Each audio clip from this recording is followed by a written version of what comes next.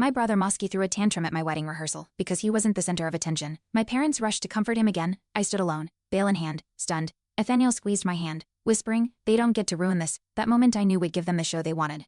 But we'd write the script, one that ended with them locked out while I walked free. When I was 9, Mosky pushed me down the stairs because I got the lead in the school play. I limped for a week. My parents called it sibling rivalry. I remember Nathaniel, back then just a neighbor, slipping me a popsicle and whispering, "You deserved it." That was the first time someone saw me. And Mosky, he got ice cream for not telling on himself. That was my childhood punishment in silence, praise and manipulation in middle school.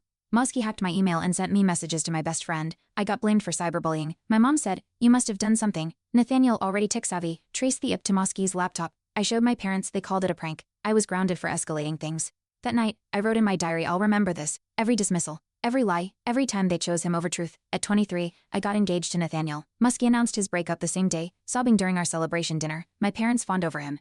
"He's sensitive," they said. I cleared dishes alone, stomach clenched. Nathaniel texted me later, ready to set boundaries. That night, we started listing patterns. Every sabotage, every guilt trip. I taped that list inside a journal. The same journal that would later plan the perfect wedding revenge.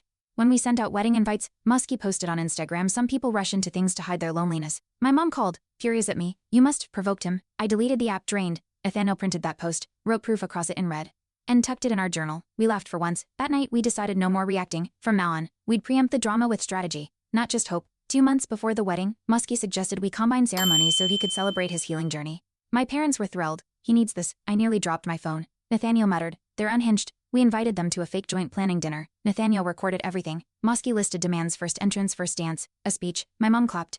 I bit my lip so hard it bled. Our wedding was becoming a stage, but this time, the script was ours. After the dinner, my dad cornered me. "Let Mosky feel included, or you'll regret it." I stared at him, shocked. Nathaniel pulled me aside, voice low, "If they threaten you, they don't deserve seats." That night, we restructured the guest list. Nathaniel's dad would walk me down the aisle. Jocelyn would hold the mic. I'd pay for extra security. I mailed my parents new roles, guests only. No more pretending blood meant loyalty. 1 week before the wedding, Mosky texted Nathaniel privately, "You know she's ungrateful."